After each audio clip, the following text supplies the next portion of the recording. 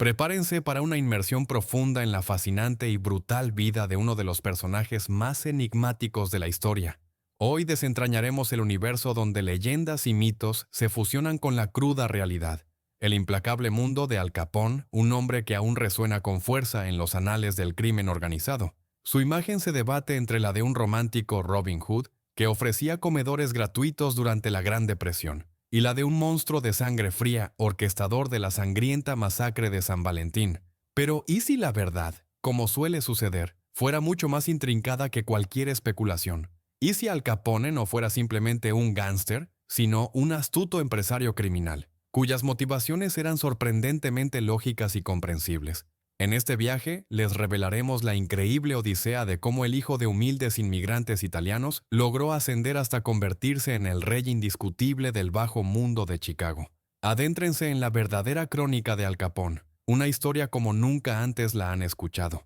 Fue en medio de la severa crisis financiera de 1893, un evento que paralizó la economía estadounidense durante años, cuando Gabriel y Teresa Capone, quienes serían los padres de Alfonso, pisaron suelo americano.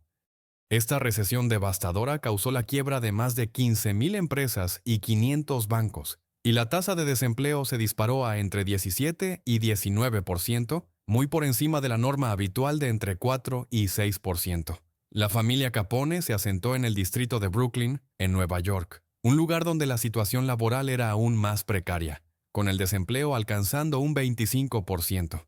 Las escasas oportunidades de empleo estaban reservadas casi exclusivamente para especialistas altamente cualificados, una categoría a la que los inmigrantes italianos, en su mayoría campesinos provenientes del sur de la península Apenina, no pertenecían. La mayoría eran analfabetos y carecían de oficios urbanos, habiendo huido al nuevo mundo de una vida rural sumamente difícil. En promedio, una familia recién llegada en aquella época contaba con unos $17, apenas suficiente para subsistir una semana o una semana y media. Para evitar la inanición, los italianos se aferraban a cualquier trabajo disponible. La opción más común y accesible era la construcción, donde cargaban ladrillos por las escaleras, ganando 15 centavos por hora y, con frecuencia, cediendo parte de su salario al capataz con tal de no perder el puesto. Era evidente que con tales ingresos, una vida de lujos era impensable. Estos inmigrantes se alimentaban de forma deficiente y a menudo compartían apartamentos con varias familias. Las viviendas, a su vez, solían carecer de gas y electricidad. Gabriel Capone, por su parte, tuvo una suerte un tanto mejor. En su país natal había ejercido como barbero, y en aquella época los barberos no solo cortaban el cabello, sino que también realizaban extracciones dentales, sangrías, y lo que era crucial, leían cartas para los analfabetos, lo que los convertía en individuos instruidos. Este oficio le permitió a Gabriel conseguir un empleo relativamente bueno en una tienda de comestibles y ahorrar lo suficiente para abrir su propia barbería en Park Avenue. Para el 17 de enero de 1899, fecha de nacimiento de Al, su padre ya era dueño de su barbería, y la familia residía en un cómodo apartamento justo encima de ella. Además de Alfonso, Teresa y Gabriel, tuvieron otros 7 hijos. Los años escolares de Al, hasta el 6º grado de primaria, no se distinguieron mucho de la vida de los demás niños.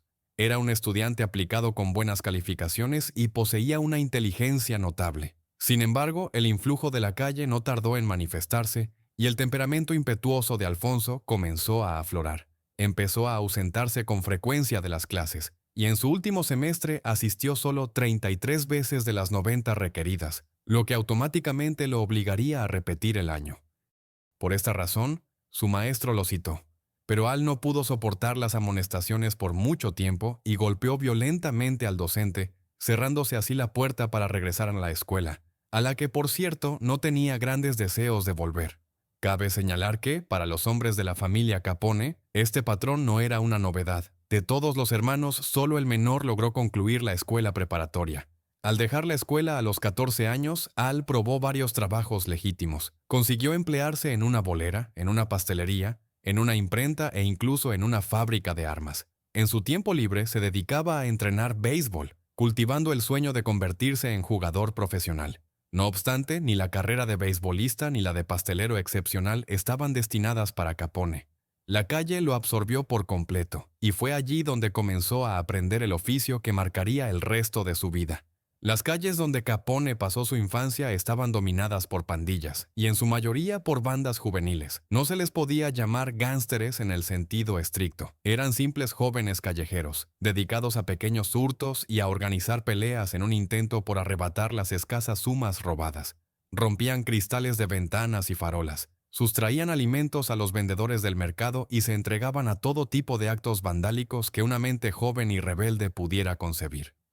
Luego se reunían en su base, en algún edificio abandonado, donde fumaban puros baratos, jugaban a las cartas y simplemente se divertían. Sin embargo, no eran los puros y las cartas, ni siquiera la sed de ganancias, lo que impulsaba a los adolescentes de los barrios bajos a agruparse. La verdadera razón era el peligro de una existencia aislada. En términos sencillos, un niño difícilmente podría moverse con normalidad en su propio barrio, y mucho menos un forastero. Con Chapman sin formar parte de alguna pandilla. Golpizas constantes y robos por parte de sus coetáneos era lo que le esperaba a cada paso.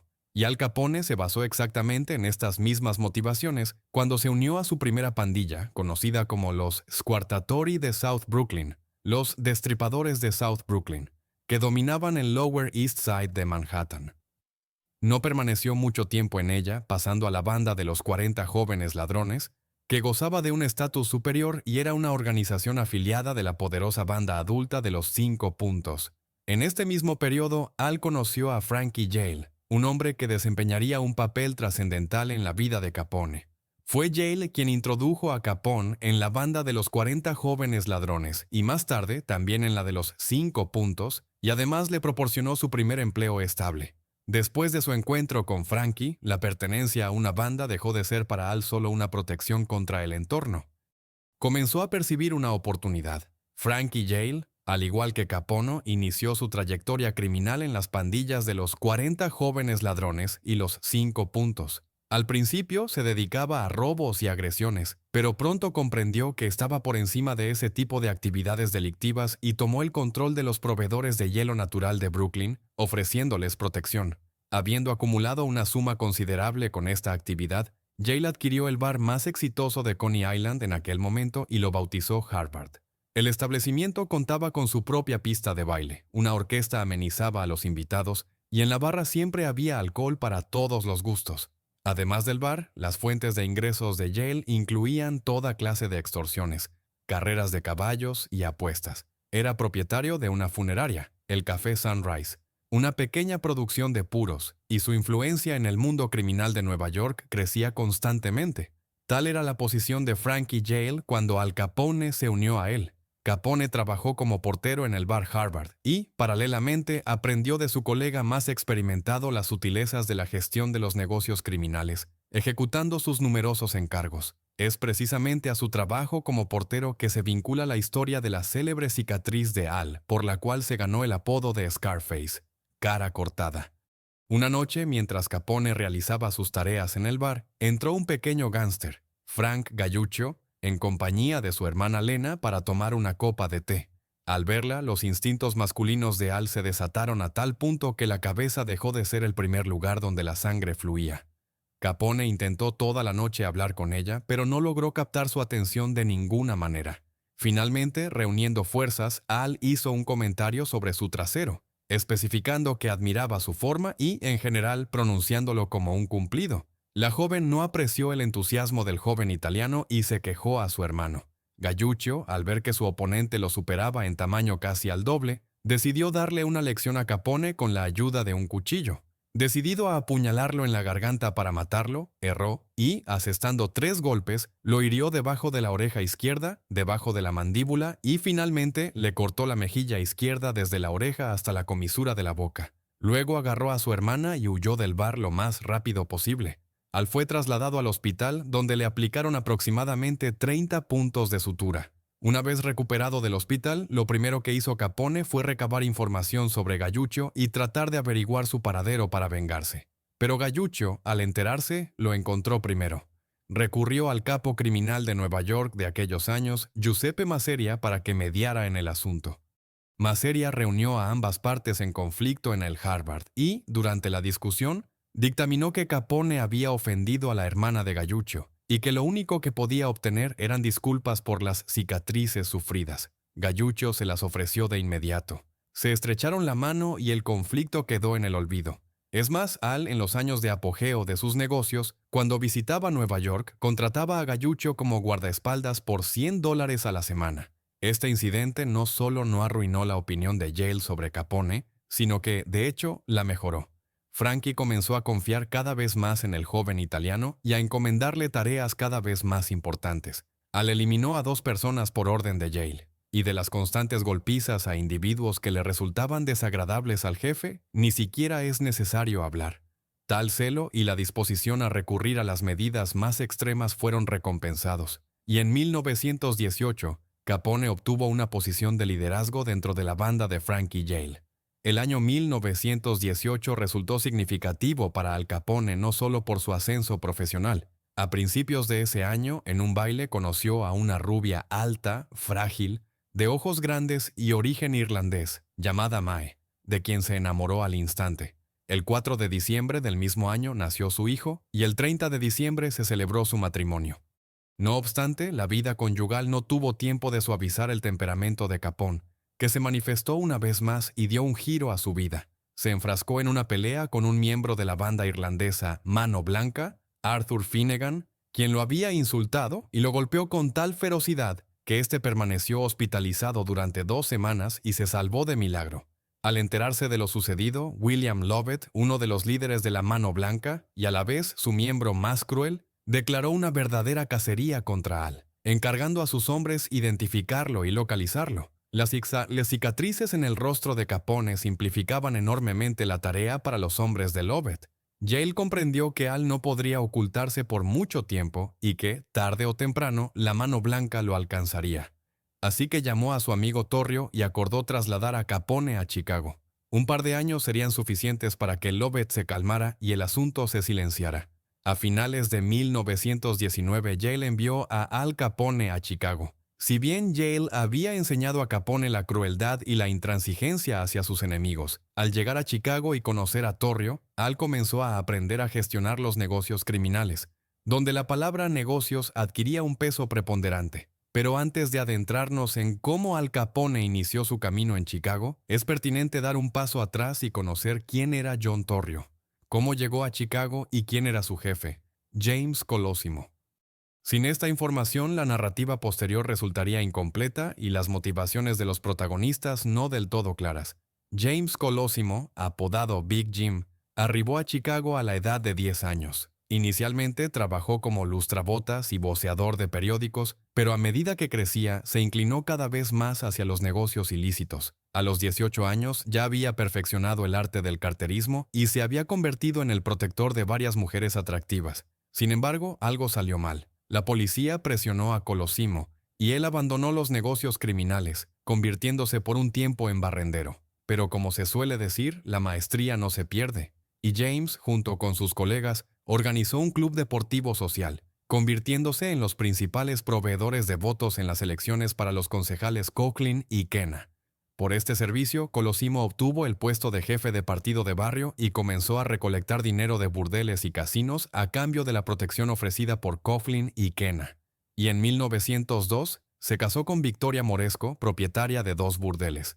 Pronto, sus empresas tuvieron que enfrentar los ataques de una organización criminal clandestina conocida como la Mano Negra. Tras una breve lucha con ellos, comprendió que no podría vencerlos solo y solicitó la ayuda del primo de su esposa de Brooklyn, John Torrio. Sí, John Torrio también era de Brooklyn, y si Al Capone hubiera sido un poco mayor, podría haber conocido a Torrio antes, ya que éste protegía la barbería de Gabriel Capone cuando Al aún era un niño. John no poseía una imponente masa muscular ni habilidades particulares en el combate callejero, pero compensaba sobradamente todo eso con su inteligencia excepcional y una sorprendente capacidad para hacer las amistades correctas.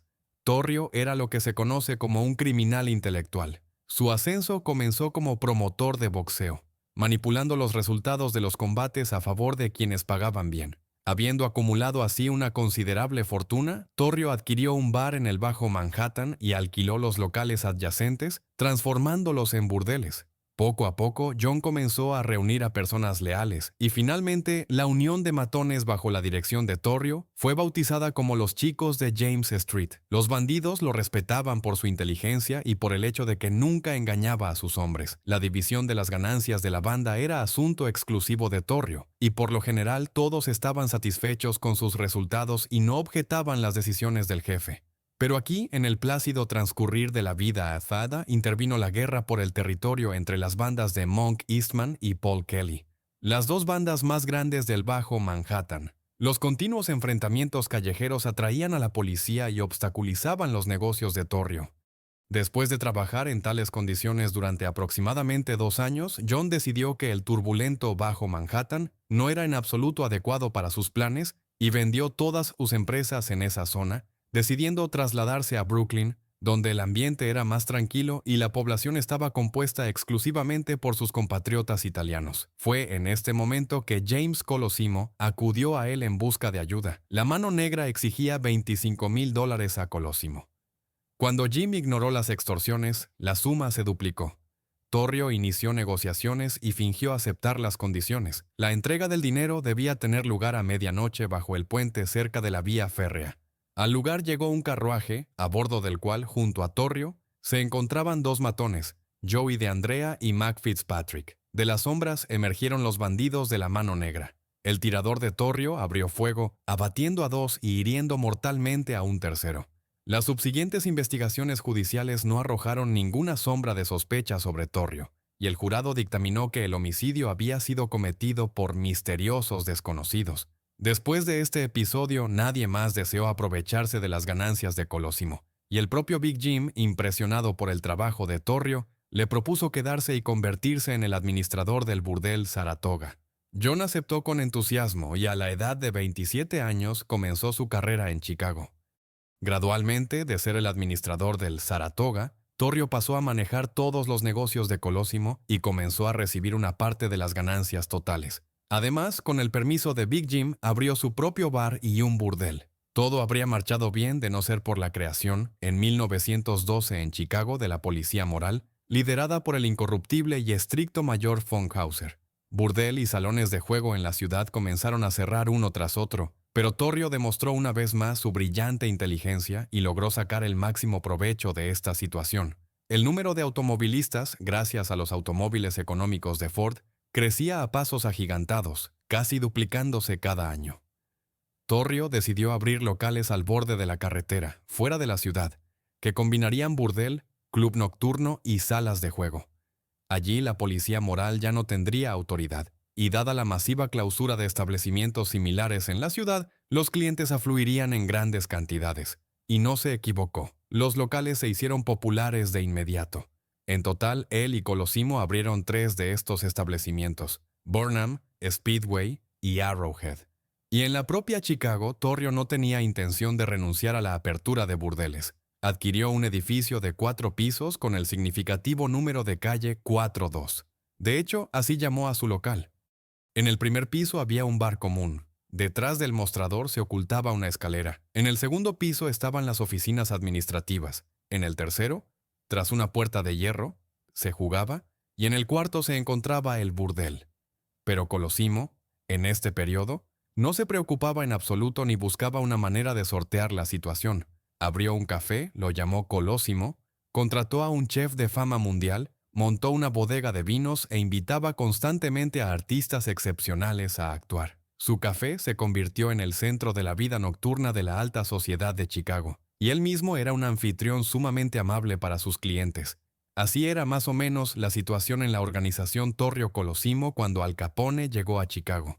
Al principio, Alfonso trabajaba como portero en el Club 42 y realizaba pequeños encargos para Torrio. Para quienes lo veían por primera vez, se presentaba como un vendedor de antigüedades, lo cual en efecto era. O al menos poseía una tienda que había montado con todos los trastos que había logrado encontrar. Quizás esta actividad no le generaba dinero, pero era una excelente fachada legal para sus turbios negocios. Esta estrategia complació a Torrio, y él comenzó a observar con mayor atención al joven italiano. Por ejemplo, fue precisamente Torrio quien convenció a Capone de asistir a la escuela nocturna para completar su educación y también le enseñó a Al a vestirse con elegancia. Capone, a su vez, admiraba a Torrio y absorbía cada una de sus palabras, aprendiendo como una esponja. Pero el aprendizaje era solo el comienzo, porque en el horizonte se vislumbraba la prohibición, la era dorada de los gánsteres estadounidenses. No quedaba del todo claro cómo se había aceptado la prohibición, ya que la inmensa mayoría de la población no solo no comprendía su significado, sino que también se oponía a ella. Sin embargo, bajo la presión de la Liga Antisalún, una organización que abogaba por una supuesta paz sin pecado, en enero de 1919 se adoptó una resolución que prohibía la venta, producción y transporte de productos alcohólicos con un contenido superior al 0,5% de alcohol. En 1920, esta resolución se convirtió en ley. Nadie en aquel entonces podía imaginar las consecuencias que esto traería. Para John Torrio, la introducción de la prohibición significó que sus oraciones habían sido escuchadas. Siempre había aspirado a transformar la actividad criminal en un negocio clásico. Las prohibiciones ayudaron al transformar un negocio clásico en una actividad criminal. Torrio podía entrar en el negocio sin temores y sin preocuparse por la competencia de quienes ya tenían éxito en este campo, ya que las nuevas prohibiciones abrían enormes oportunidades para un fantástico margen de precios. Por un vaso de cerveza que costaba 5 centavos y por un trago de algo más fuerte que antes costaba 10 centavos, ahora se pedía el doble o incluso 10 veces más. Los proveedores tenían las manos libres, ya que la competencia limitada iba acompañada solo de una demanda ligeramente disminuida. Tampoco había escasez de personal. El contrabando de alcohol se pagaba muy generosamente y el riesgo era mucho menor que el de cualquier otra actividad criminal. La posible pena era mucho más indulgente. Las sanciones por las violaciones de la ley eran simbólicas. La primera infracción implicaba una multa máxima de $1,000 o un año de prisión. Incluso los jueces federales multaban a pocos como máximo y muy pocos terminaban en prisión. La ley era percibida como una broma de mal gusto. Se obtenían ganancias de diversas maneras de la prohibición. Algunos robaban los almacenes de alcohol producido antes de la ley. Otros producían bebidas alcohólicas. Otros simplemente las transportaban. Y otros más las vendían a escondidas en sus locales. Torrio decidió dedicarse a los suministros al por mayor, y el único obstáculo era James Colosimo, quien no quería entrar en el negocio del alcohol. Big Jim en aquel entonces había transferido completamente la gestión de todos sus negocios a John Torrio, y él mismo disfrutaba del estatus de estrella de la alta sociedad que le había conferido el café Colosimo, y de su nueva amada, la cantante Dale Winter. Estaba completamente satisfecho con el estado de las cosas. Torrio, en un inicio, intentó persuadir a Colosimo y describirle las prometedoras perspectivas que se abrían en el negocio del contrabando de alcohol. Pero Big Jim se mantuvo inquebrantable. Ante tal situación, John tuvo que tomar medidas extremadamente decisivas y junto con Al Capone, quien para entonces ya había ascendido a una posición de liderazgo en la organización de Torrio, comenzó a planificar el asesinato de Colosimo, que decidieron perpetrar en su café predilecto. Contrataron al exjefe de Capone, Frankie Yale, para que llevara a cabo el trabajo. Más tarde, el portero del restaurante lo reconocería en una fotografía, cambiando milagrosamente su testimonio durante el reconocimiento real. El 11 de mayo de 1920, Colosimo llegó a su restaurante, entró por la puerta de servicio, intercambió unas palabras con el contable Frank Camillo y se dirigió hacia la parte delantera del local. Aproximadamente 15 minutos después de la llegada de Colosimo, las personas en el interior escucharon 2 detonaciones consecutivas, no lo suficientemente fuertes como para alarmar, pero sí lo bastante distinguibles como para atraer la atención. Nadie pensó en disparos, los estallidos se asemejaban más al ruido de neumáticos reventados. El chef Antonio Quesarina se asomó a la ventana que daba a la calle, pero no vio nada, mientras que Frank Camillo, abandonando la contabilidad, salió por la puerta de servicio del lado sur. Detrás de él se cerró el cerrojo de resorte y Frank tuvo que volver a entrar por la entrada principal del norte. Antes incluso de entrar, a través de los paneles de cristal, vio a Colosimo, quien yacía boca abajo en el suelo embaldosado del vestíbulo. Tenía la cabeza ensangrentada y el cuerpo estaba tan cerca de la puerta que Camillo apenas pudo pasar. La posición del cuerpo y el ángulo de disparo indicaban que Colosimo estaba de espaldas a quien le había disparado. De esto se derivaban 2 posibles escenarios. En el primer caso, Colosimo había entrado al vestíbulo, mientras el asesino, oculto en el baño, había salido detrás de él. En el segundo caso, el asesino se encontraba cara a cara con Colosimo. Pero James se giró bruscamente como solía hacer cuando quería dar a entender al interlocutor que la conversación había terminado. Una bala impactó en la pared cerca de la caja registradora, la otra entró en la cabeza de Colosimo, inundándole el cerebro de sangre. No tuvo tiempo de sacar su arma del bolsillo trasero. Finalmente, por falta de pruebas, el asesinato nunca fue resuelto. Una vez eliminado el último obstáculo, Torrio emprendió una campaña a gran escala para forjar un imperio clandestino de alcohol en Chicago. Al Capone, en este punto, decidió no regresar a Brooklyn, sino quedarse con Torrio, quien le mostraba benevolencia y cuya organización sistemática de los negocios impresionaba sobremanera a Al. Torrio tenía en mente crear una especie de sindicato de contrabandistas, que incluiría a todos los productores, transportistas y vendedores de alcohol clandestino quienes trabajarían en conjunto. Esto permitiría minimizar los conflictos y transformar la actividad más en un negocio que en una empresa criminal. Sin embargo, el temperamento impetuoso de los bandidos no permitía completar este plan con facilidad. La mayoría continuaba robando alcohol de los almacenes, asaltando los camiones que transportaban la mercancía y, en general, cometiendo acciones cuya pena era mucho más alta que por la violación de la prohibición y atraía mayor atención policial, lo que tenía un impacto negativo en la actividad principal. Todo lo que le quedaba a Torrio era convencer constantemente con el ejemplo personal de que un negocio bien organizado era mucho más rentable que los allanamientos y robos. Podía contar plenamente con Al Capone en este asunto y su alumno predilecto no tenía intención de decepcionarlo, resolviendo las cuestiones al estilo preferido de Torrio, sin alardes y mediante acuerdos. En las negociaciones, Capone rara vez recurría a la violencia física. Como señaló un testigo, sin ningún esfuerzo consciente emanaba amenaza al pronunciar la palabra por favor. Capone tenía reservada una mirada especial. Enseñaba a los jóvenes gánsteres a mirar a la víctima a la cara, contrayendo los músculos del cuello y manteniendo los ojos inmóviles, como diciendo, si sigues, te arrepentirás amargamente. Al principio, Capone era el gerente del bar 4-2.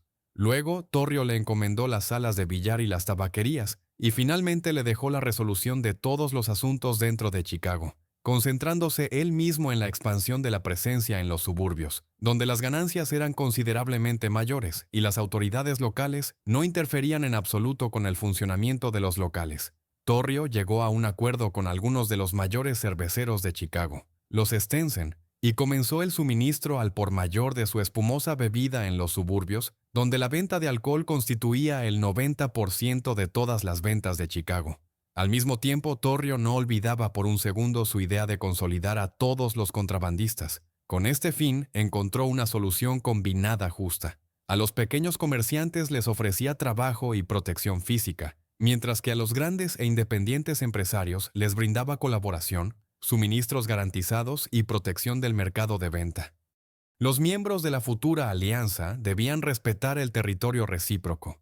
Nadie podía invadir los límites de influencia ni vender mercancía ilegal en contravención de las reglas establecidas por el jefe de la banda territorial. Era necesario garantizar el cumplimiento colectivo de los acuerdos. Aunque las bandas tenían derecho a comprar cerveza y otras bebidas de cualquier fuente o producir su propio alcohol, Torrio, a través de sus canales, estaba listo para proporcionar lo necesario a un precio razonable, y los clientes sedientos pagaban por todo. Torrio también tenía un producto más valioso, experiencia y contactos tan necesarios para el contrabando local. Una oferta de este tipo tenía un carácter complejo y constante, pero era significativamente más ventajosa que la distribución de sobornos por parte de contrabandistas individuales en cada caso de captura.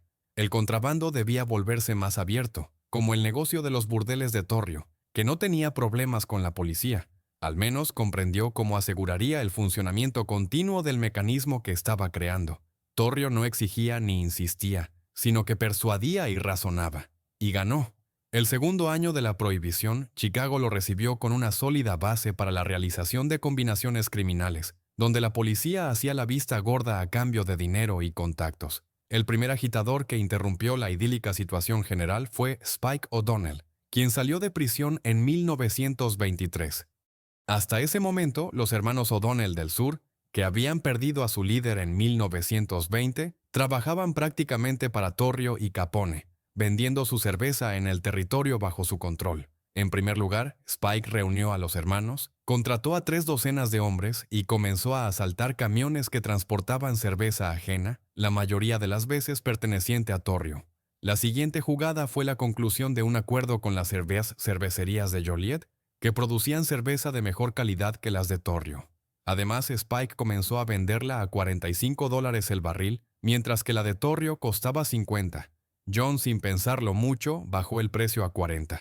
En este escenario, incluso en el territorio de los O'Donnell, los bares preferían comprar la mercancía a Torrio, y a Spike no le quedó otra opción que recurrir a métodos de terror. Irrumpía en los bares e imponía a la fuerza el suministro de su cerveza y, en caso de negativa, destruía el local. Y por mucho que Torrio amara negociar, no podía tolerar tal anarquía. Uniendo fuerzas con las bandas de Ralph Sheldon y Joe Saltis, el propio John golpeó a Spike. Fue necesario eliminar un total de 6 hombres de O'Donnell para que Spike finalmente se retirara. Pero este fue solo el primer toque de campana en el estruendo que se conocería como las Guerras de la Cerveza, las cuales arrasarían toda Chicago y se cobrarían muchas vidas. En busca de tranquilidad y orden, Torrio partió hacia Italia para ayudar a su madre a establecerse en su país natal, donde había anhelado regresar. Capone, mientras tanto, quedó como el único gestor de la banda. Dado que el comercio de alcohol en la propia Chicago estaba más o menos tranquilo y nada presagiaba problemas, en ausencia de Torrio, decidió enfocar su atención en la expansión de la influencia en los suburbios, eligiendo para ello la pequeña ciudad de Cicero. Cabe mencionar que Torrio ya había tanteado el terreno en este lugar, e incluso había dividido la ciudad con Klondike O'Donnell, quien había comenzado a cortejar a Cicero mucho antes. Pero sería Capone quien convertiría a su organización en los amos absolutos de esta pequeña localidad. Habitualmente, Capone, para conquistar influencia en las ciudades pequeñas, empleaba siempre el mismo esquema.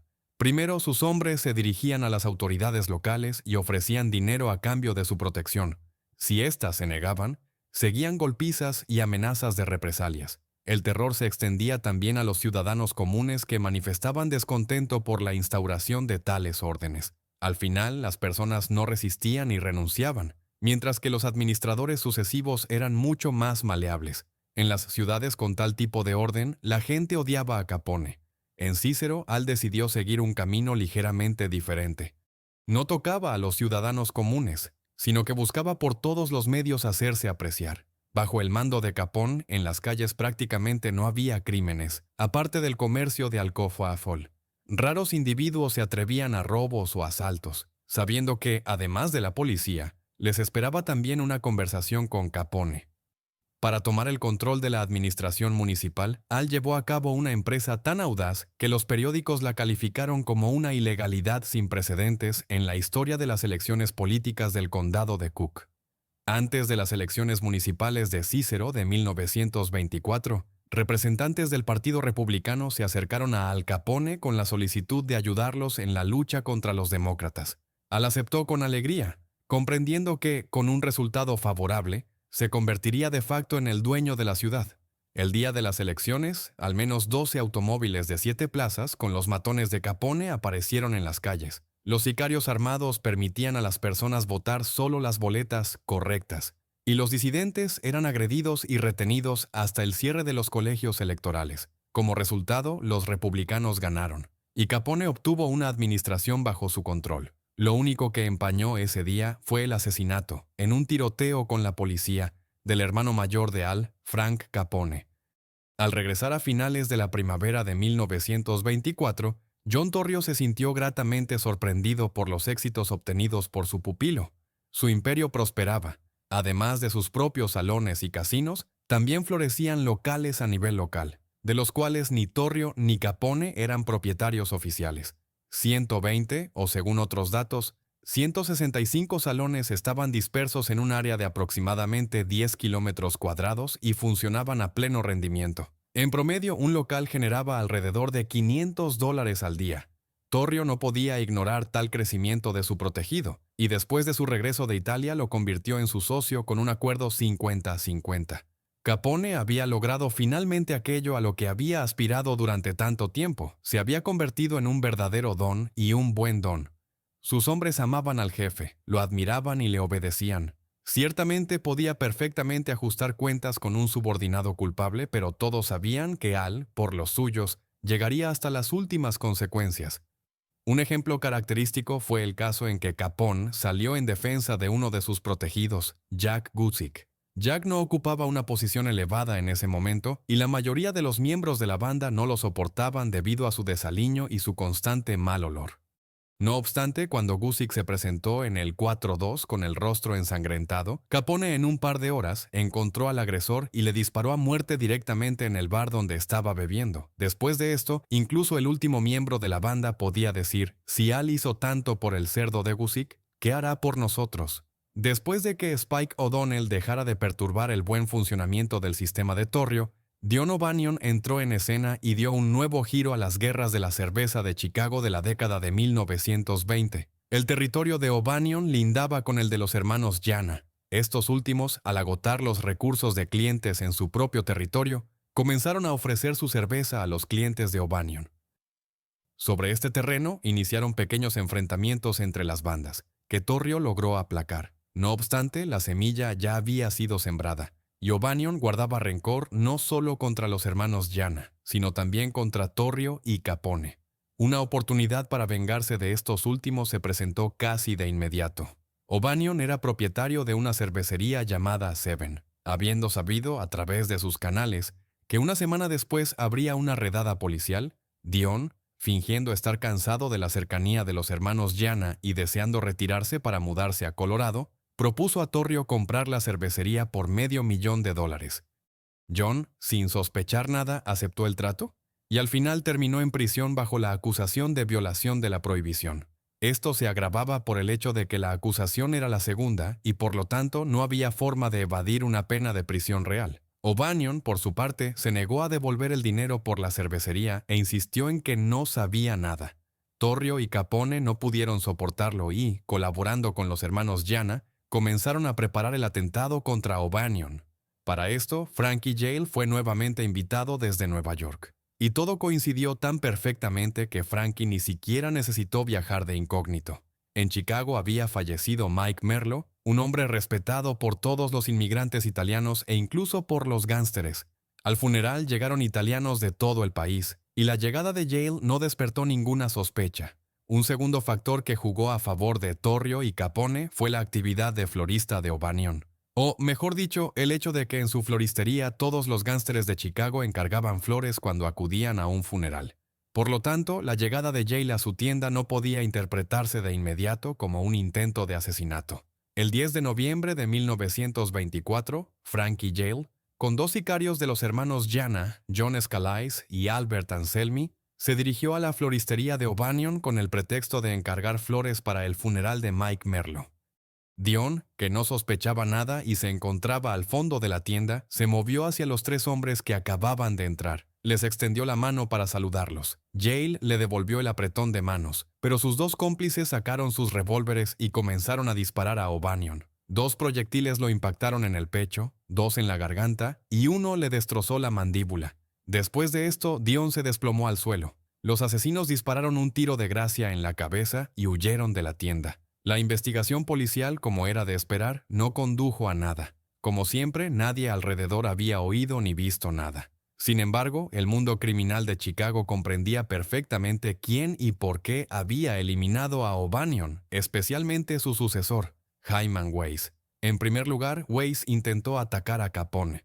El automóvil de Al fue acribillado a balazos, pero nadie resultó muerto. Torrio tuvo menos suerte.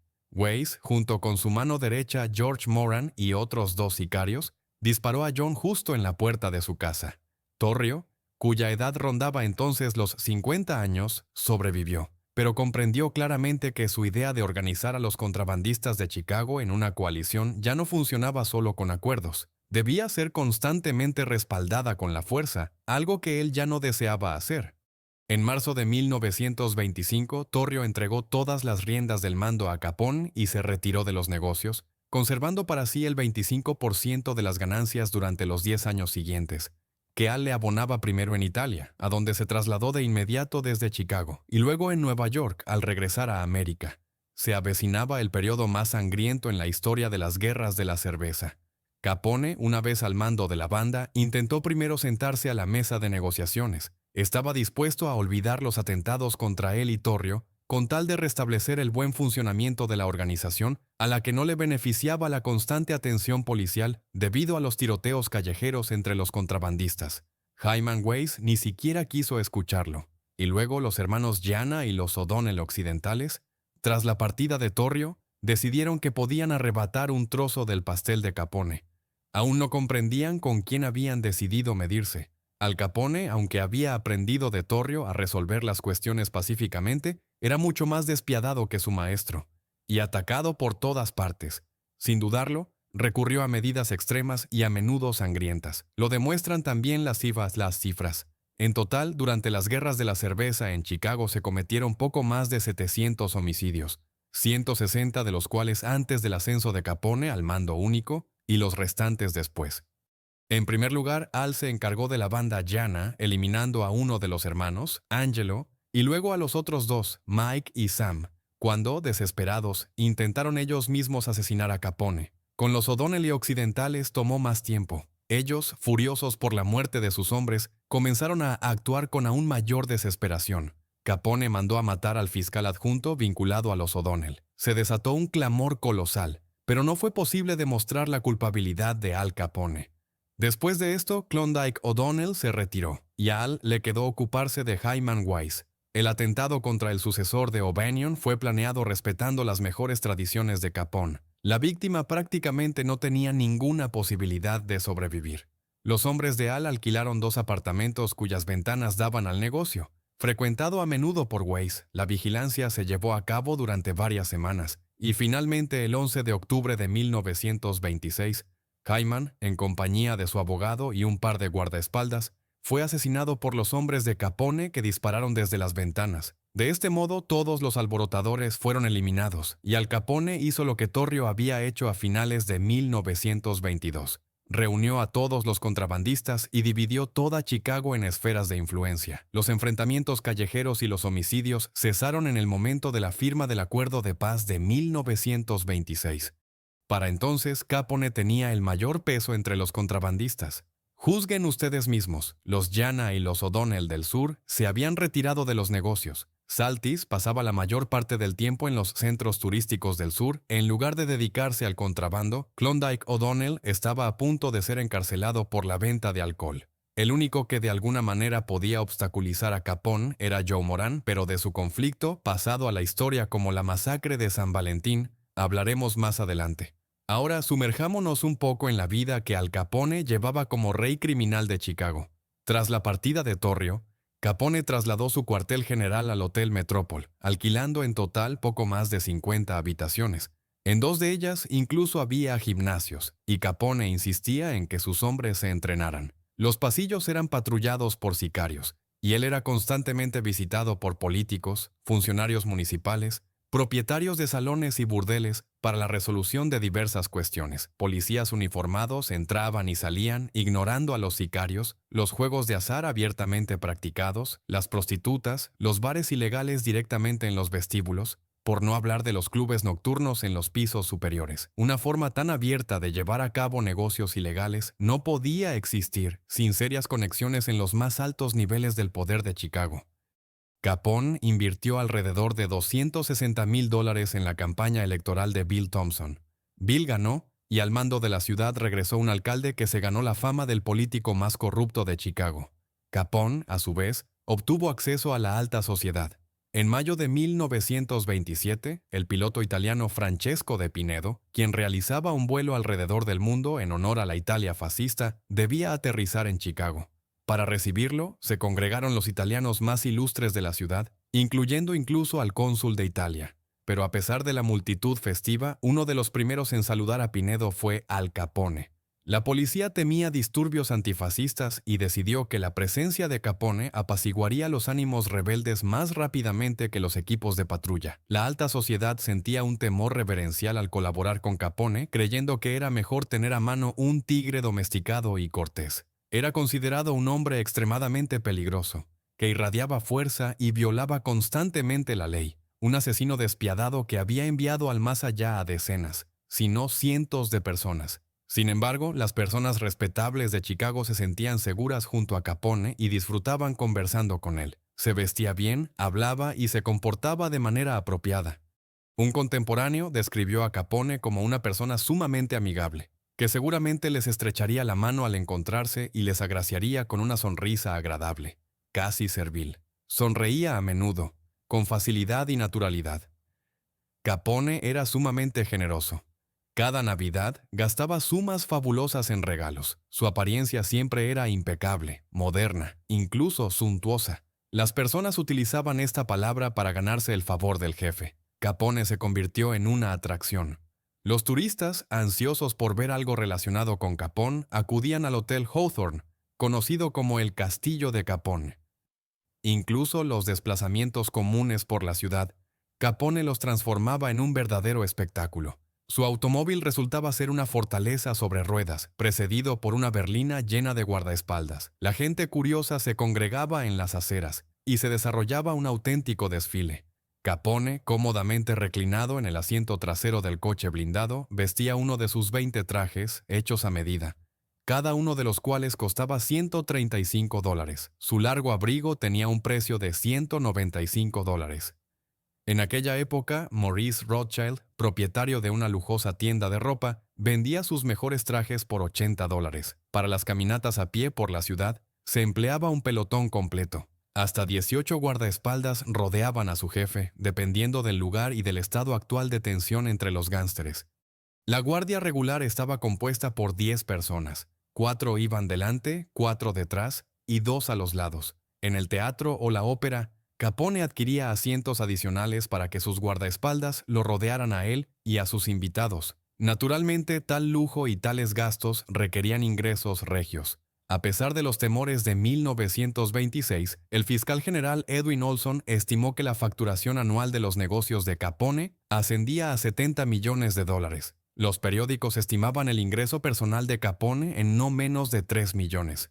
Y según las estimaciones de la Agencia de Impuestos Internos de los Estados Unidos, en 1927, con el advenimiento de la paz y el aumento de la influencia de Capone, la facturación total superó los $100 millones. 60 millones provenían del contrabando de alcohol, 24 de los juegos de azar, 10 millones de los burdeles, salones de baile y hoteles periféricos, y otros 10 millones se englobaban en la categoría de varios, incluyendo la extorsión. Además de los gastos en sobornos, vestimenta, comida y otras necesidades cotidianas, Al gastaba mucho en juegos de azar y en la organización de fiestas. Capone a menudo llevaba consigo $50,000 para jugar a los dados, no menos de $1,000 por mano. Quizás le gustaba avergonzar a los otros jugadores con tales apuestas. 50 o $100,000 podían destinarse a las carreras de caballos. En la primavera de 1927, Capone comentó a sus amigos: «He perdido $1,5 millones entre caballos y dados en los últimos 2 años. Y créanme, no me arrepiento en absoluto. Si alguien me diera $1 millón, lo apostaría de inmediato al primer caballo que me gustara». Nada podía aplacar la pasión de Capone por el juego de azar, y su afición por las fiestas no era menor que su amor por el juego. Capone podía ocupar un local para varios cientos de amigos y colegas, arrojando al propietario $5,000 y no aceptando el cambio. Los banquetes en el Hotel Metropol duraban 2 días y costaban en promedio $1,800, y las fiestas con motivo de algún evento eran aún más grandiosas. En 1927, Al organizó una semana de celebraciones en honor al combate de boxeo entre Jack Dempsey y Gene Tunney, que costó $50,000. Pobres, estafadores, exconvictos, personas con una difícil experiencia de vida percibían a Capone como una persona sociable y abierta. Un policía jubilado aún recuerda la historia de una anciana desalojada de su apartamento por falta de pago. Capone envió un camión para recoger las pocas pertenencias de la pobre ancianita arrojadas a la acera. Sus hombres recogieron cuidadosamente las cosas y las transportaron a un nuevo apartamento pagado por Capone.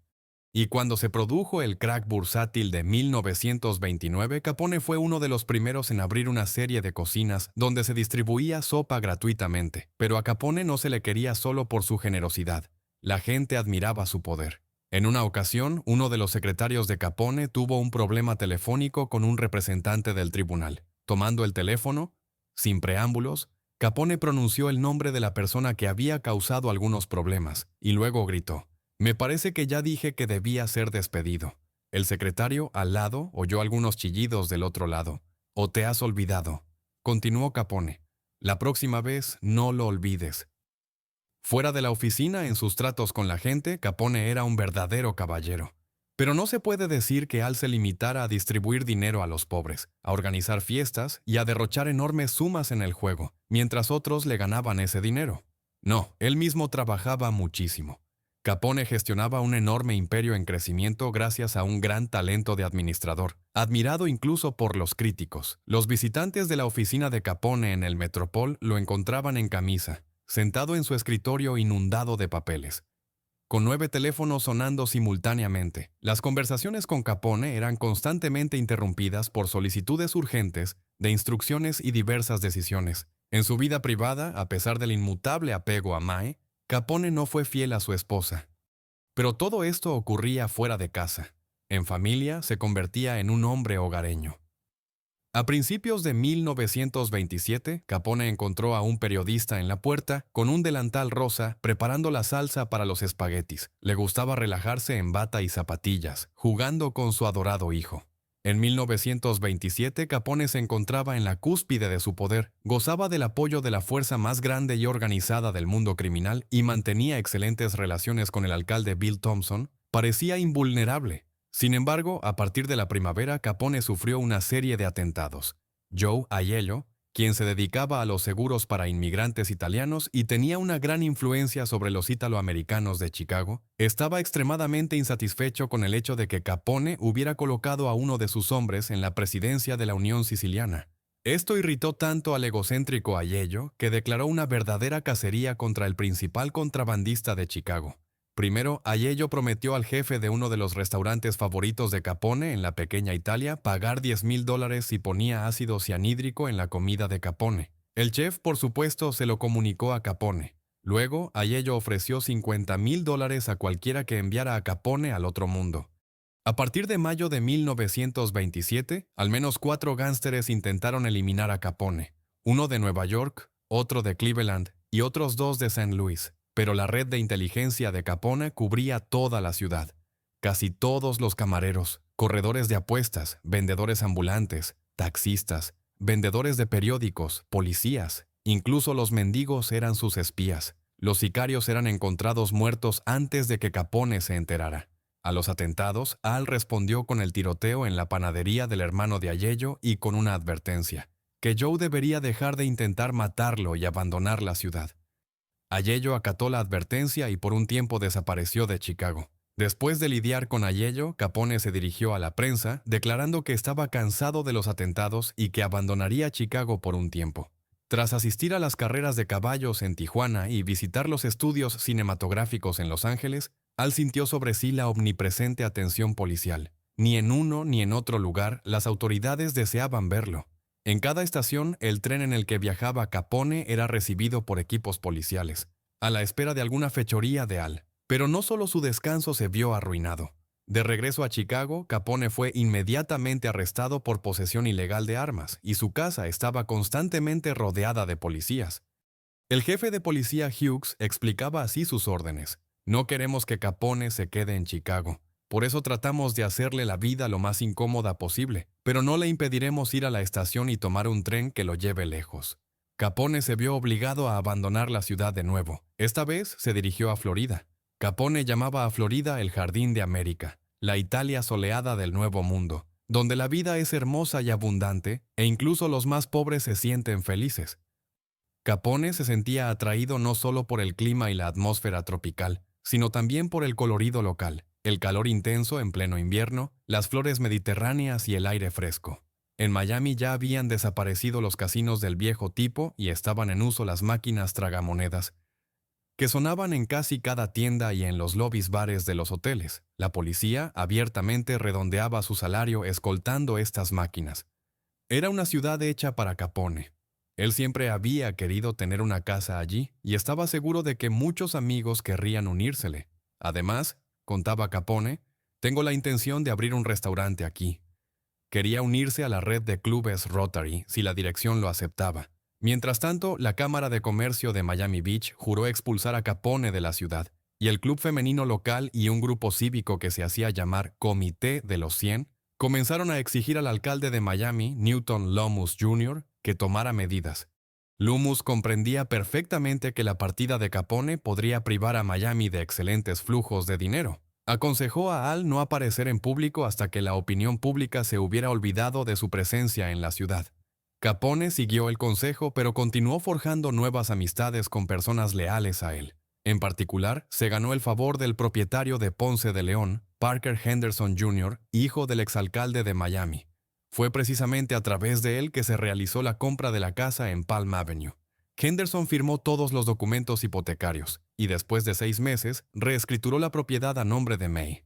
Capone inició la construcción y bajo su supervisión trabajaron equipos de contratistas que se ocupaban de los interiores, de las obras de remodelación propiamente dichas y del diseño paisajístico. Capone organizó la construcción de un muelle para lanchas motoras, nuevos garajes, un cobertizo para botes, senderos de mosaico, jardines rocosos y fuentes. No escatimó dinero e invirtió por completo en su templo, como lo llamaba.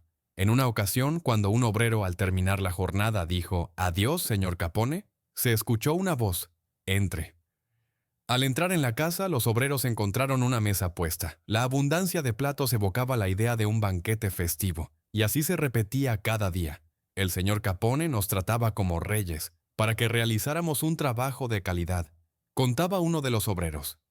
Esta era la estrategia de Capone, y demostró ser eficaz no por primera vez. La casa resultó magnífica. Mientras tanto, Al no tenía que preocuparse por lo que sucedía en Chicago con su sindicato. El sistema estaba bien aceitado, y al mando había personas de confianza. Frank Nitti, ex guardaespaldas de Capone, era el director operativo. Jack Gusick se ocupaba de las finanzas, Ralph Capone de la distribución de cerveza, y así sucesivamente. Cada sector tenía a su hombre de confianza, y todos obedecían a Capone. La organización de Capone no era una entidad monolítica, sino una unión de numerosos empresarios. Cada uno de ellos, teniendo una cuota de las ganancias totales, poseía paralelamente hoteles, bares ilegales, restaurantes, cabarets, y tenía intereses en varios sectores de la extorsión. Una parte de las ganancias, naturalmente, iba a la organización de Capone. Una amplia masa de trabajadores de rango inferior, en cambio, recibía un salario regular. Sin embargo, también para ellos se habían creado condiciones de crecimiento y prosperidad. Así, un conductor, que ganaba $500 a la semana, soñaba con dedicarse a la gestión de una agencia de apuestas, con la plena convicción de lograr aumentar su ingreso hasta $3,000 a la semana. Lo único que amargó a Capone durante su estancia en Florida fue la traición de Frankie Yale. Frankie apoyaba a Joe Aiello y cuando Capone lo superó al colocar a uno de sus hombres en la presidencia de la Unión Siciliana, no le sentó nada bien.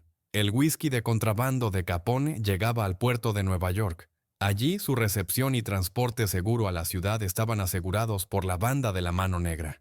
En la primavera de 1927, la mayoría de los camiones no lograron pasar de Brooklyn. A través de sus canales, Capone descubrió que detrás de los robos estaba Frank Yale. Al no pudo vengarse de inmediato. Estaba ocupado con las elecciones políticas en Chicago y, según fuentes no confirmadas, con el tratamiento de la sífilis. Al menos los signos de la enfermedad descubierta ese año desaparecieron.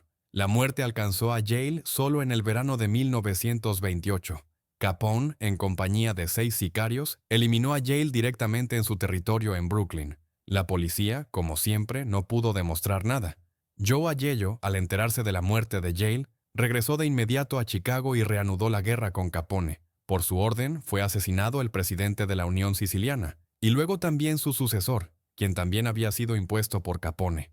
Aiello fue tan audaz esta vez porque actuaba con la ayuda de Moran, cuya banda era más poderosa que la suya y podía desafiar a Capone en igualdad de condiciones. En 3 meses fueron eliminadas 15 personas vinculadas a Capone, y los almacenes de alcohol sufrieron continuos ataques. Pero no se puede decir que Al en este periodo no respondiera en absoluto. Idem ideó un plan que pasaría a la historia con el nombre de Masacre de San Valentín. Después del armisticio de 1926, Capone durante un tiempo suministró a Moran whisky de contrabando. Luego, este se negó y encontró proveedores más económicos. Sin embargo, la calidad del whisky era tal que los bares se negaron a comprarlo, y Capone ya no tenía intención de hacer suministros para Moran. Este último no encontró nada mejor que comenzar a asaltar los almacenes del italiano. Fue entonces cuando nació el astuto y bien concebido plan de venganza de Al Capone. En primer lugar, los hombres de Capone alquilaron habitaciones en una casa frente al almacén principal de Moran y establecieron una vigilancia las 24 horas. En segundo lugar, encontraron y sobornaron a ladrones de automóviles que debían ofrecer a Moran el whisky de Capone, supuestamente robado. Moran aceptó el trato. La entrega de la mercancía debía tener lugar la mañana del 14 de febrero de 1929 en el almacén principal de Moran. A la hora señalada, los hombres de Moran comenzaron a reunirse en el almacén. En total, 7 personas lograron llegar cuando el puesto de observación en la casa de enfrente dio la señal a los sicarios de Capone para que actuaran. Moran mismo llegó al almacén. Inmediatamente, un automóvil de la policía se acercó a la puerta principal. 2 hombres con uniforme de policía entraron por la entrada principal y 2 de civil los siguieron hacia la puerta trasera del edificio. Al ver a los oficiales uniformados, los hombres de Moran pensaron que se trataba de otra redada más. Primero tomarían las armas, luego los asustarían un poco y finalmente aceptarían un soborno y se marcharían tranquilamente. No tenían ninguna intención de oponer resistencia. Los oficiales, en cambio, los alinearon a los 7 contra la pared. Tomaron sus armas y dieron la señal a los hombres de civil. Entraron en el almacén 2 hombres con ametralladoras Thompson y se posicionaron a los lados. En el centro permanecieron los policías con escopetas. Mirándose, abrieron fuego simultáneamente. El cartucho de la escopeta y 70 proyectiles de las Thompson transformaron a los hombres de Moran en jirones de carne inmóviles y acribillados a balazos. Luego, para simular un arresto, los pseudopolicías se llevaron a sus cómplices bajo la amenaza de las escopetas. Los subieron al coche y los trasladaron en dirección desconocida.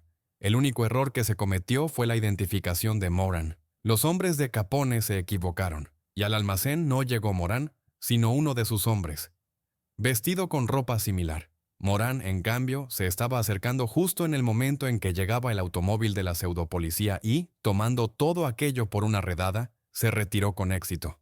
No obstante, en el almacén fueron eliminados los hombres clave de Moran, y en Chicago se desató tal revuelo que Moran desapareció de la ciudad por un tiempo y a su regreso no volvió a causar problemas a Capone.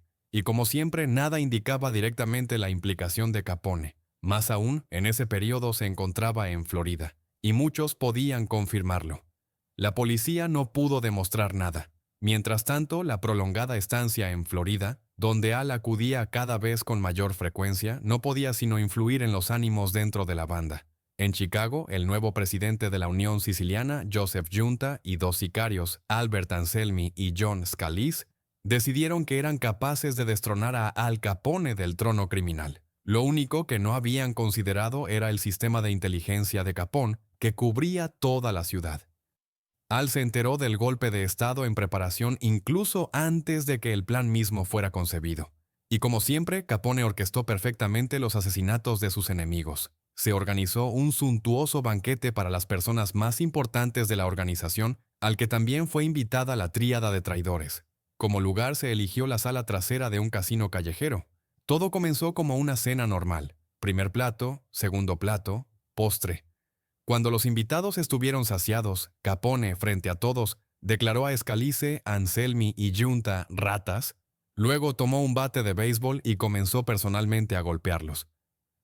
Después de la paliza, los conspiradores, apenas con vida, fueron fusilados y llevados a un lugar aislado lejos del casino. Después de librarse de las amenazas internas y externas, Capone se dedicó a lo que desde hacía tiempo tenía planeado. Reunió a todos los jefes de las bandas del este y del medio oeste en el Hotel President en Atlantic City. El contrabando de alcohol, el juego y la prostitución estaban generando una mala fama adicional. Capone propuso poner fin a los continuos enfrentamientos y firmar acuerdos que regularan estrictamente todo. Todos estuvieron de acuerdo y firmaron. Estos acuerdos se basaban en el esquema que Torrio había propuesto en Chicago incluso antes de 1923 y que Capone había intentado implementar desde entonces.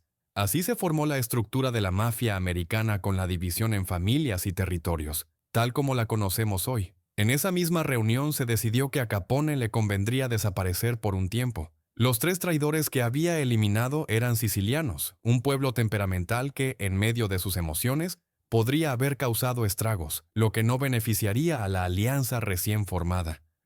Capone decidió pasar este tiempo en prisión y se hizo arrestar a propósito en Filadelfia por posesión de un arma. Lo único que no había previsto era la duración de la detención. El juez le impuso una condena de 1 año cuando él contaba con un par de meses. Y en este periodo, la Agencia de Impuestos Internos estaba investigando activamente a Capone y a su círculo más cercano. La única organización que logró encerrar a Al Capone en prisión por un largo tiempo fue la Agencia de Impuestos Internos de los Estados Unidos. El tiempo que Capone pasó en la prisión de Filadelfia resultó productivo para la Agencia de Impuestos, que presentó cargos por evasión fiscal contra 3 figuras clave de su organización: su hermano Ralph, Jack Gutzik, responsable de todos los asuntos financieros, y Frank Nitti, la mano derecha de Al. El rey de Chicago sería el siguiente. Al, a diferencia de sus hombres, prácticamente no dejaba ninguna prueba escrita de la recepción de dinero de ninguna actividad, y la agencia de impuestos podría perfectamente haber cerrado el caso por falta de pruebas, pero Capone había escalado demasiado alto para salirse con la suya tan fácilmente. Gozaba de fama pública, era de hecho el símbolo de Chicago. Fue precisamente su popularidad entre las masas y la reputación de criminal número 1 lo que catalizó la decisión del Estado de encarcelar a Capone a toda costa. En primer lugar, el presidente de la época, Herbert Hoover, estaba interesado en ello. Los años de su mandato coincidieron precisamente con el periodo de la Gran Depresión. El país estaba empobrecido y la gente culpaba a Hoover por ello. Encarcelar a Al Capone, el criminal número 1, que vivía en el lujo mientras la mitad del país moría de hambre, habría sido una magnífica maniobra de distracción para levantar la reputación del presidente. Además, se rumoreaba que Hoover sentía una antipatía personal por Capone. Recién asumido como jefe de Estado, se detuvo en uno de los hoteles de Florida, donde en el mismo periodo se encontraba Capone. Los huéspedes ignoraron por completo al presidente y dedicaron toda la atención al gángster. El egocéntrico Hoover albergó resentimiento durante mucho tiempo. Cierto o no, la reunión del gabinete de ministros comenzaba cada vez con la pregunta: ¿han capturado a Capone? En segundo lugar, la fama de Chicago como ciudad de Al Capone obstaculizaba a las grandes empresas. Era difícil atraer inversiones cuando todos pensaban que tu ciudad estaba gobernada por un bandido. Así se formó la Escuadra Gángster, o los 6 secretos, una asamblea de importantes hombres de negocios de Chicago que financiaron la investigación contra Capone. Por orden de Hoover se crearon 2 grupos. El primero, liderado por Eliot Ness, recibió el nombre popular de los Intocables. Ellos se ocupaban directamente de las violaciones de la prohibición por parte de Capone. El segundo, liderado por Frank Wilson, representaba a la Agencia de Impuestos Internos y buscaba indicios que pudieran demostrar las ganancias de Capone, porque en el papel Al no tenía un céntimo. En gran medida, los Intocables, sin siquiera sospecharlo, sirvieron de maniobra de distracción para la verdadera investigación, capaz de encarcelar a Capone. Realizaban redadas en los almacenes de alcohol, arrestaban a pequeños contrabandistas y atraían de todas las formas la atención sobre sí mismos, dejando en la sombra a la verdadera fuerza. El primer indicio en manos de Wilson fue un libro contable, incautado durante una redada policial en un casino un par de años antes. Contenía un registro de la transferencia de dinero de Frank a Al. Esto podría haberse convertido en un hecho de ingreso adicional. Solo quedaba por demostrar que se trataba de Al Capone. Para ello, el equipo de Wilson recopiló muestras de escritura de todos los que pertenecían a la organización de Capone y las comparó con la escritura del libro. La persona que llevaba estos registros resultó ser Leslie Shumway. Leslie confirmó a Wilson que el propietario de ese casino era precisamente Al Capone. Basándose en el testimonio de Shumway, Wilson logró formular acusaciones de evasión fiscal contra Al Capone. Los abogados de Capone, comprendiendo que ganar un caso así sería extremadamente difícil, llegaron a un acuerdo. Capone debería declararse culpable y recibir 2 años y medio de prisión, lo cual no estaba nada mal. Todo se arruinó por el juez Wilkerson. Al enterarse del acuerdo, Capone comenzó a contar a amigos y conocidos que se saldría con 2 años y medio de cárcel. Esto llegó a oídos del juez Wilkerson, quien estaba a cargo del caso. Los relatos del acusado antes del juicio sobre la condena que recibiría hacían que el juez pareciera a los ojos de la opinión pública un juguete en el bolsillo de Capone. El orgulloso Wilkerson no podía permitirlo y anuló el acuerdo en la primera audiencia. Capone tuvo que retirar su admisión de culpabilidad. Al comprendía que un juez tan predispuesto le impondría una condena severa. claramente superior a los 2 años y medio de prisión. Lo único que le quedaba era atraer a su lado al jurado. Sobornos, promesas de carrera, amenazas. Todo esto ayudó a predisponer al colegio de jurados de la manera deseada. Pero Wilkerson comprendía perfectamente cómo actuaría Capone, y en el último momento cambió la composición del jurado. Ahora estaba compuesto por personas o bien hostiles a Capone, o que no sabían nada de él. Entre una audiencia y otra vivían en hoteles. Estaba prohibido salir y recibir visitas. La comida se llevaba directamente a la habitación. No había teléfono y cada habitación estaba vigilada. Era prácticamente imposible influenciarlos. Habían sido aislados del mundo exterior. El proceso contra Capone duró 4 meses y en el otoño de 1931 fue declarado culpable por 3 de 23 cargos. Recibió 10 años de prisión federal y 1 año y medio de prisión distrital. 11 años y medio de reclusión para un hombre que esperaba solo 2 años y medio. Capone estaba destrozado. Los primeros 6 meses, mientras sus abogados intentaban apelar, Al los pasó en la prisión del condado de Cook, donde continuó dirigiendo la organización, recibiendo visitas sin impedimentos a cualquier hora del día y de la noche. Luego fue trasladado a la prisión federal de Atlanta, donde comenzó la verdadera detención. Según los recuerdos de los agentes penitenciarios, Capone era un recluso ideal. No se inmiscuía en conflictos, ejecutaba todas las órdenes y seguía rigurosamente el programa diario establecido. Tal comportamiento se debía al deseo de Capone de reducir su pena gracias a su buena conducta. Sin embargo, esto no significaba que Al fuera un recluso común. Organizó el contrabando de dinero fuera de los muros de la prisión y siempre tuvo los medios para ganarse el favor tanto de los guardias como de los demás reclusos. No tenía que demostrar su autoridad con la fuerza o inmiscuirse en conflictos. Los crujientes billetes verdes lo hacían por él. Estos también le abrían la posibilidad de dirigir la organización criminal en Chicago a través de correspondencia comercial sin censura. Naturalmente, esto no complacía en absoluto a las autoridades federales. Se decidió trasladar a Capone a la prisión recién creada en la isla de Alcatraz. Durante los años de su existencia, la prisión de Alcatraz fue apodada la Tierra del Diablo o el Infierno en la Tierra. La isla se encuentra en la bahía de San Francisco y está rodeada por todos lados por aguas frías. A lo largo de toda la historia de la prisión, no hubo ni una sola fuga exitosa comprobada. Allí se recluía principalmente a los criminales más violentos. A los reclusos se les prohibía cualquier correspondencia, excepto cartas a abogados o a parientes más cercanos, y solo podían ser visitados por familiares no condenados, 2 veces al mes y previa solicitud. Desde allí, Capone ya no podía dirigir la organización. Tampoco podía ganarse el favor de la gente a su manera habitual. Los guardias no aceptaban sobornos, y los reclusos no tenían dónde gastar el dinero. Capone se transformó realmente en un recluso común. Además, estaba empezando a perder autoridad. La única forma de ganar respeto entre los reclusos de Alcatraz era la desobediencia a la administración penitenciaria. Capone, quien deseaba reducir su pena gracias a su buena conducta, no podía permitirse tal comportamiento, lo que le causaba antipatía en una parte de los reclusos. No se puede decir que Capone no tuviera amigos en Alcatraz, pero enemigos tenía decididamente más. El gángster número 1, que no apoyaba ninguna de las numerosas revueltas, se convirtió rápidamente en el recluso menos importante para la mayoría de los habitantes de la prisión. Capone era constantemente atacado y se buscaba humillarlo. Solo sus imponentes dimensiones naturales y sus entrenadas habilidades pugilísticas lo salvaron de las agresiones físicas.